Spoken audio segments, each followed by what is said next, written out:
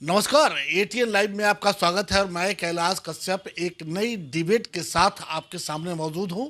और आज हम चर्चा करेंगे कि लगातार नीतीश कुमार जो समाधान यात्रा को लेकर के पूरे बिहार के दौरा कर रहे हैं और उस समाधान यात्रा से आखिर बिहार को या बिहार के लोगों को क्या फ़ायदा मिल रहा है, किस चीज़ का समाधान करने के लिए नीतीश कुमार वो पूरे जिलों का दौरा कर रहे हैं, ये थोड़ा लोगों के समझ के परे है। अब हम इसी बात पे चर्चा करने के लिए बैठे हुए हैं। फजलुद्दीन अहमद साहब, हम उनसे बातचीत करेंगे कि सर, पहला सवाल यही होगा कि नीतीश कुमार आजकल समाधान यात्रा पे निकले हुए हैं। आपको क्या लगता है कि आखिर वो किस चीज़ का समाधान खोज रहे हैं? देखिए सर, इस समाधान यात्रा में मुझे दो चीज़ें समझ में आती हैं। एक तो जो आम जनता की बात है कि नीतीश जी बेसिकली अपना जो पॉलिटिकल बेस डगमगा रहा है, उस पॉलिटिकल व्यू से इस यात्रा की शुरुआत उन्होंने की है कि हम जा कर के गांव-गांव ये देखें कि जिस विकास के लिए लोग मुझे जानते थे और आज भी वो हालात हैं या नहीं, इसी को बेसिकली जांचने के लिए निकले हुए हैं नीतीश जी। मतलब आपका कहने का मतलब कि जो विकास उन्होंने किया या जो योजनाएं बनाई जी वो जनता तक पहुंची या नहीं, ये जानने का जी जी प्रयास। जी जी चूँकि उन्होंने कुछ योजनाएं बनाई और उनका टारगेट ये था कि जन जन तक इन योजनाओं का लाभ पहुँचे, तो वो ये जांच करने के लिए निकले हुए हैं। और जाहिर सी बात है कि जब कैलाश जी, हमारे और आपके पास ऐसी सूचनाएं हैं कि जो उनकी एक योजनाओं में से एक बड़ी योजना है नल जल योजना, लेकिन वास्तविकता यही है कि नल जल योजना जो है वो पूरी तरह से फ्लॉप है। जैसे मेरा खुद का पंचायत है, मेरा गांव 11 मोहल्लों में आता है और इस 11 मोहल्लों के अंदर एक मोहल्ला ऐसा है जिसमें नल जल योजना अब तक कार्यान्वित हुई है। जिंदा है। कार्यान्वित हुई है, वो भी पूरे तौर पे नहीं, वही जिंदा है वो। बाकी अभी कहीं पे पाइप भी नहीं बिछे हैं और कहीं पे बिछ गए हैं तो वो टूट फूट रहे हैं, उनका कोई पूछने वाला नहीं। तो बेसिकली नीतीश जी तो ये निकले हुए हैं और इस व्यू से पॉलिटिकल विरोध का मतलब ये नहीं होता है कि अच्छी चीज़ों का भी विरोध किया जाए। हम देख रहे हैं बहुत सारे लोग टीवी पे आकर के और चैनल्स पे आकर के सोशल मीडिया पे बहुत तरह की बातें कर रहे हैं, लेकिन मेरा अपना मानना है कि हम लोगों ने जब हिस्ट्री पढ़ी थी तो उसमें ये पुरानी परंपरा चली आ रही है कि जब हुक्मरान होते हैं जो, तो हुक्मरान समय समय पर वो भ्रमण पर निकलते हैं, वो दौरा पर निकलते हैं, ताकि वो जांच सकें कि जो प्रोग्राम हम चला रहे हैं वो प्रोग्राम वास्तव में चल रहा है या नहीं चल रहा है, उसका बंदरबांट हो रहा है। तो इस व्यू से तो हम उनके इस समाधान यात्रा का स्वागत करते हैं कि वो गांव में जा रहे हैं, लोगों से मिल रहे हैं। ठीक है, बहुत व्यापक पैमाने पे इसका कोई प्रभाव नहीं होगा। जैसे अभी आप जान रहे हैं कि यहाँ सुपौली पंचायत में आए हुए थे, लेकिन हम लोगों ने अपनी आंखों से देखा है कि उनके आने ही की वजह से उस सुपौली पंचायत की जनता तो कम से कम विकास को देख सकी है धरातल पे। इसी तरह से अगर गांव गांव पंचायत पंचायत का अगर वो भ्रमण करें। सर, हम लोगों ने देखा कि जब नीतीश जी की यात्रा सिवान में होने वाली थी और 2-3 दिन पहले एकदम दिन रात एक करके जिस विकास की कल्पना उन्होंने सालों पहले रखी थी, उस विकास को 2-3 दिन में वहां पे धरातल पे लाया गया। तो क्या यही विकास चल रहा है नीतीश जी का? नहीं नहीं, ये चूंकि हम सब लोग जानते हैं कि लोकतंत्र में बहुत सारे स्तंभ होते हैं और इस लोकतंत्र में जो नीतीश जी शासन चला रहे हैं, तो एक मुख्यमंत्री या प्रधानमंत्री या कोई भी एक जनप्रतिनिधि डायरेक्टली बहुत कुछ नहीं होता है, बल्कि यहाँ का जो एडमिनिस्ट्रेशन होता है, हमारा सचिवालय होता है, मंत्रालय होता है, जो कारिंदे होते हैं, तो मुखिया को ज़रूर इस बात का ध्यान रखना चाहिए कि अंडर में जितने भी लोग वर्क कर रहे हैं वो अपना वर्क सही ढंग से कर रहे हैं कि नहीं कर रहे हैं। ये आप बिल्कुल सही कह रहे हैं, मैं आपसे 100% एग्री हूँ कि जब नीतीश जी का दौरा फिक्स हुआ तो सारे लोग प्रशासनिक एतबार से, राजनीतिक एतबार से सब लोग कील कांटा दुरुस्त करने में लग गए। लेकिन इसी बहाने ही सही, मैं उस चीज़ पर नहीं जा रहा हूँ, नकारात्मकता पर नहीं, मैं सकारात्मक बात करना चाहता हूँ कि इसी बहाने ही सही कम से कम उनके दौरा और भ्रमण की वजह से लोग जागरूक होकर के, तत्पर होकर के कुछ तो किया जिससे जनता का भला हो। सवाल हमारा फिर वही होगा कि अगर मान लीजिए कि जल नल योजना जो वर्षों पहले लाई गई थी, अगर वो सही ढंग से काम हुआ रहता और तो शायद इस तरह से समाधान यात्रा के माध्यम से, या बहुत सारी चीज़ें थी वहाँ पे सुपौली में हम लोगों ने देखा, जानवरों के शेड बनाने के लिए पैसे आए हुए हैं, शेड का पता नहीं है, रातों रात बनाया गया। तो अगर नीतीश जी, सच्ची बात तो तब होती जब नीतीश जी एकाएक किसी गांव में पहुंचते जी, और तब देखते कि यहाँ पे वो जो योजना उन्होंने चलाई थी वो पहुंचा है कि नहीं पहुंचा है, तब जाकर के दोषियों पे कार्रवाई होती। जिस तरीके से ये समाधान यात्रा कर रहे हैं, एकदम बिल्कुल जनता को बैरिकेडिंग के बाहर रखा जाता है। अधिकारी जिसे चाहते हैं वो चुनिंदा कुछ बनाए हुए हैं, वो उनसे मिलवाते हैं, उनको ये सीधे बात नहीं तो आप आम आदमी उनके पास तक नहीं जा सकता है, आपने देखा होगा। हाँ, मैंने शुरू ही में आपसे एक बात कही थी कि मैं इस यात्रा को दो नज़र से देखता हूँ। एक पहलू तो आपको बताया, दूसरा पहलू यह है कि नीतीश जी के जितने भी कारिंदे हैं, चाहे वो प्रशासनिक स्तर पर हों, शासन के स्तर पर हों, ये हम और आप इस चीज़ का भली भांति तजर्बा कर रहे हैं कि बंदरबाट और लूट खसोट का बाजार तो गर्म है, इसमें कहीं कोई दो राय नहीं है। भ्रष्टाचार चरम पे है, भ्रष्टाचार जो है वो चरम पर है। तो अगर इस चीज को देखने और दूर करने के लिए नीतीश तो आपको क्या लगता है, चलिए हम अब आपको क्या लगता है कि नीतीश जी क्या इतने हम उस शब्द का इस्तेमाल नहीं कर सकते हैं, इतने अज्ञानी तो नहीं है कि उनको पता नहीं चल रहा है कि बिहार में क्या चल रहा है भाई। और आप देख रहे हैं कि पुल, हमारा ये दहा नदी पुल 7 साल में उन्हीं की सरकार थी, फिर वो 70 घाट का वो पुल था, बनने के पहले, अभी शुरू होने के पहले ही बह गया। तो ऐसे बहुत सारे उदाहरण हैं यहाँ पे। भागलपुर में भी शायद कोई पुल था जो अभी हवा के झोंके से वो उड़ गया। तो नीतीश जी, आखिर नीतीश जी के 17 साल का शासन हो गया और 17 साल में नीतीश जी अभी बिहार को नहीं समझ पाए। नहीं, यही चीज़ है कि नीतीश जी अगर इस यात्रा पे इसलिए निकले हुए हैं कि जो कमियां हैं उन कमियों को हम डायरेक्टली देख करके उसको दूर करेंगे तो उनके इस यात्रा का कोई समाधान हो सकता है। आपको लगता है कि इस तरह से ये करके दूर कर पाएंगे? नहीं हो पाएगा, नहीं हो पाएगा। कड़वी सच्चाई, ये कड़वी सच्चाई है कि नहीं हो पाएगा।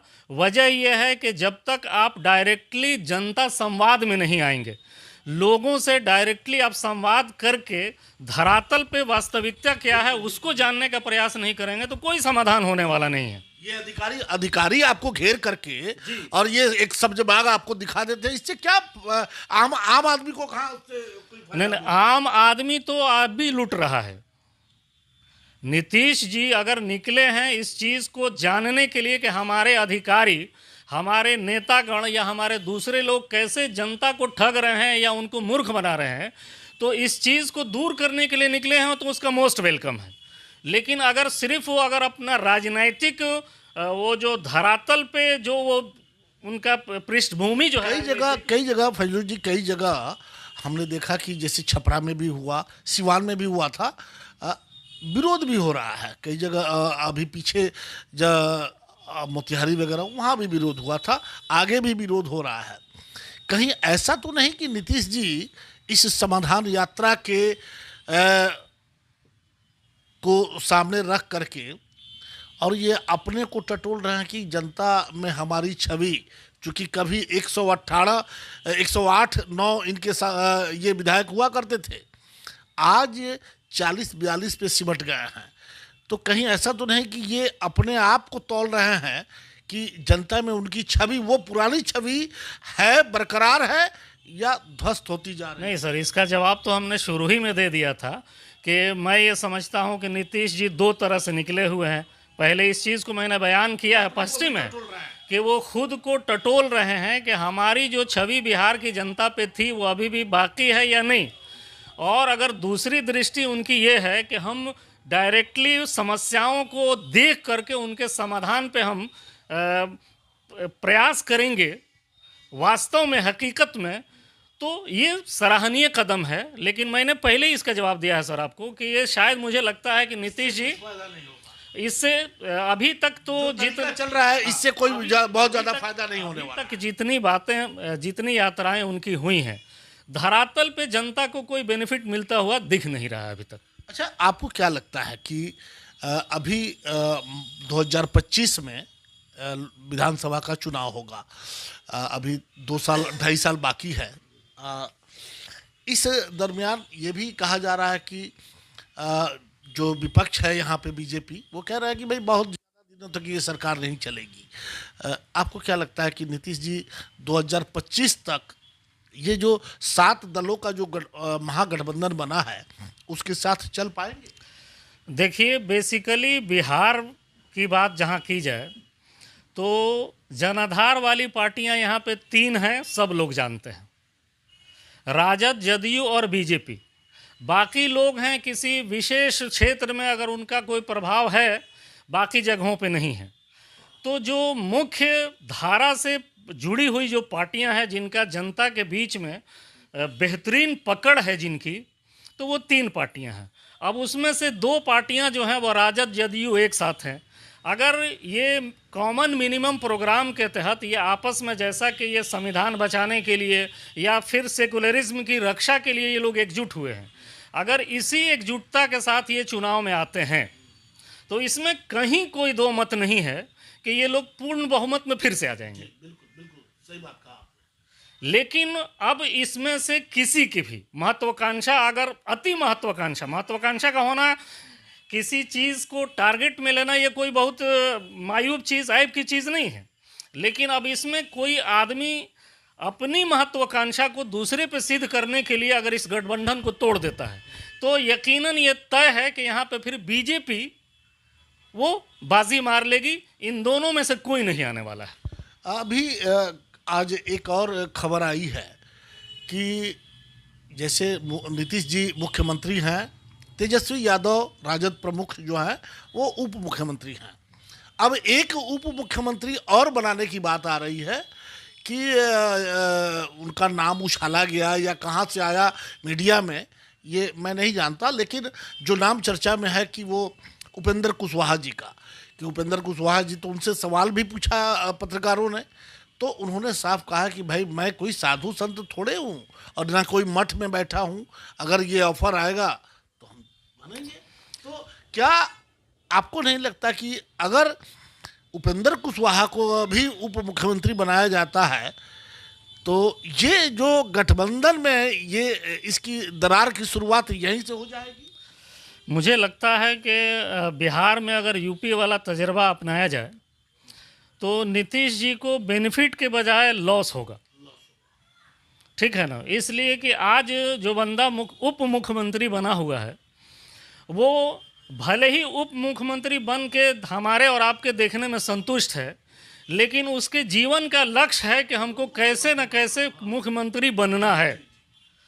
तो मैं जहाँ तक समझता हूँ, और नीतीश जी भी इस चीज़ को भी समझते होंगे कि अगर, तो कई जगह बोले भी हैं कि भाई भावी मुख्यमंत्री तेजस्वी, और हम अब इसके बाद से राजनीति से अलग हो जाएंगे।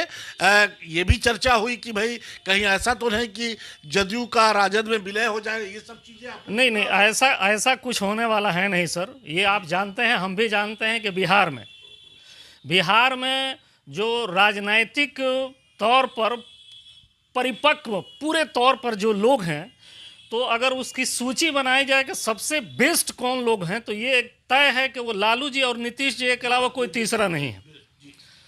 तो लालू जी तो अस्वस्थ चल रहे हैं, हमारी ईश्वर से कामना है कि ईश्वर उनको जल्द से जल्द उनको ठीक करे। और नीतीश जी अभी स्वस्थ हैं। नीतीश जी कोई छोटे मोटे खिलाड़ी नहीं हैं, वो सियासत के माहिर और पुराने बाजीगरों में से एक बाजीगर हैं, और सियासत एक बाजीगरी का नाम है। तो जहाँ तक उपेंद्र कुशवाहा जी को उप मुख्यमंत्री की बात आई है, तो ये एक सियासी बाजीगरी है सर। बाकी इसमें कहीं कोई दम नहीं है। इसमें कहीं दम नहीं है, कोई ये सियासी बाजीगरी है। और ये होता है ना कि पासा फेंक दो और जो होगा देखा जाएगा, तो ये इसमें कोई दम दिखता नहीं है। इसमें कहीं दम नहीं है कि भाई इनको बनाना, ये एक बस एक पासा फेंका गया है। पासा फेंका गया है बस, इसमें कोई कोई खास दम नहीं है। तो ये पासा किसकी तरफ से, नीतीश जी की तरफ से फेंका गया या उपेंद्र कुशवाहा ने खुद अपने नाम को उछाल दिया? देखिए, दो चीज़ें होती हैं। एक तो ये होती है कि सत्ताधारी पार्टियां जो होती हैं वो दूसरों के बारे में जब ये जानती हैं, कहीं ना कहीं से किसी सूत्र से उनको सूचना मिलती है कि ये हमसे दगा कर सकता है या हमारे लोगों के साथ दगा कर सकता है, तो उसको खुश करने के लिए या उसको शांत करने के लिए इस तरह का एक लॉलीपॉप उसको दिखा दिया जाता है। और दूसरी चीज़ ये भी होती है कि जब कोई बंदा ये देखता है कि वो पॉलिटिकली हमको अब नज़रअंदाज किया जा रहा है, तो वो अपने लोगों के माध्यम से एक गेंद फेंकवाता है। तो ये हो सकता है कि ये सत्ताधारियों की तरफ से भी ये बात उछाली गई हो, या ऐसा भी हो सकता है, इसमें कोई मतलब शंका की बात नहीं है कि कुशवाहा जी ने खुद अपने लोगों के माध्यम से इस विषय को उछाला हो, ऐसा भी हो सकता है। तो कुल मिला के अब अंतिम हम सवाल पे आ जाता है कि कुल मिला के अब ये बता दीजिए कि क्या ऐसा नहीं होना चाहिए था कि नीतीश कुमार जो कार्यक्रम बना के निकले हुए हैं वो खुद ऐसे किसी गांव में जाते और वहाँ सच्चाई देखते, तब शायद उनको ज़्यादा एहसास होता कि वो कितना काम कर पाए हैं और कितना अभी करने की ज़रूरत है। इसमें दो चीज़ें हैं, बिल्कुल आपकी बात से मैं एग्री करता हूं, लेकिन एक चीज़ ये है कि चूंकि वो मुख्यमंत्री हैं और मुख्यमंत्री के दौरा का एक प्रोटोकॉल होता है, तो उस प्रोटोकॉल के बिना अगर वो जाते हैं तो वो उनको पर्सनली क्षति हो सकती है और देश और राज्य को भी क्षति हो सकती है। तो प्रोटोकॉल के तहत तो मुख्यमंत्री की यात्रा जो होती है वो जिला प्रशासन बल्कि कमिश्नरी सतह पे उसको मैनेज किया जाता है। अब ये नीतीश जी को अपनी यात्रा के साथ साथ इस चीज़ का कड़ा निर्देश देना चाहिए कि तुम सिर्फ सुरक्षा की दृष्टि से जो भी प्रबंधन करना है वो करो, लेकिन जनता और हमारे बीच में रुकावट तुम नहीं बनोगे। तो इस तरह से डायरेक्टली जनता से अगर नीतीश जी मिल रहे हैं तो उससे जनता की समस्याओं का भी समाधान होगा और नीतीश जी को भी जनता में नीतीश जी के प्रति विश्वास भी।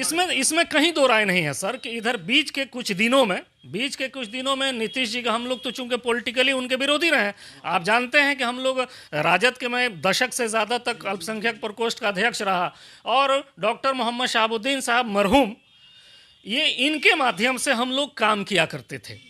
तो इसमें कहीं से भी कोई दो राय नहीं है कि नीतीश जी ने बहुत अच्छा काम किया है एज ए मुख्यमंत्री। पॉलिटिकल नज़रिए से भले विरोध हम लोगों ने किया, लेकिन मुख्यमंत्री के तौर पे उन्होंने सराहनीय काम किया था। कुछ जो काम करता है उससे गलतियां भी हो जाती हैं। वो कहा जाता है ना कि एक शेर है कि गिरते हैं शहसवार ही मैदान जंग में, वो तिफल क्या गिरेगा जो घुटनों के बल चले। एक बच्चा घुटनों के बल चलता है तो गलतियां उसी से होती हैं जो कुछ काम करता है। हाँ, दौड़ेगा तो गिरेगा। तो काम उन्होंने किया है, लेकिन बीच में उनकी छवि कहीं ना कहीं धूमिल हुई है, ये भी एक सच्चाई है। अब नीतीश जी को डायरेक्टली जनता से मिल करके उनकी समस्याओं का वास्तविक समाधान करके अपनी पुरानी छवि को बहाल करना पड़ेगा, नहीं तो फिर पॉलिटिकली तौर पर वो दिन प्रतिदिन कम होते चले जाएंगे और एक दिन वो आएगा कि वो समाप्त हो जाएंगे।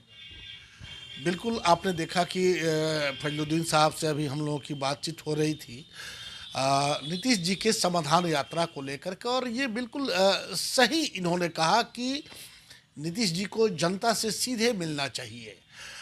ठीक है, एक प्रोटोकॉल है, एक मुख्यमंत्री सूबे का जब आता है तो वहाँ पे सुरक्षा को लेकर के बहुत सारी चीज़ें वहाँ पे दिखाई देती हैं, लेकिन फिर भी जिस तरह से ये यात्रा चल रही है और बिल्कुल जनता को ये अधिकारी अपने राजा तक, मुख्यमंत्री तक पहुंचने में एक बाधा उत्पन्न कर रहे हैं, तो मुख्यमंत्री जी को इस बाधा को दूर करना चाहिए और बिल्कुल जो जनता में थोड़ी विश्वास की जो कमी हुई है वो उसको देखते हुए जनता से सीधे मिलना चाहिए। और जिस तरह से अभी बिहार की राजनीति में रोज एक नया नया शुगुफा छूट रहा है, तो अफवाहों से भी लोगों को बचने की ज़रूरत है और नीतीश जी को भी जो सांप्रदायिक शक्तियां हैं बिहार में, अगर उनसे बचना है और उनसे इस बिहार को बचाना है तो बिल्कुल एक मिनिमम प्रोग्राम की तरह जो 7 दल हैं, 8 दल हैं जिनके साथ इनका एक समझौता है, उस पर काम करने की ज़रूरत है। तब जा कर के हमें लगता है कि जो सुशासन का सपना नीतीश जी ने देखा है बिहार के लिए, वो पूरा हो पाएगा। अन्यथा ये समाधान यात्रा से बिहार वासियों को कुछ बहुत ज़्यादा हासिल होने वाला नहीं है।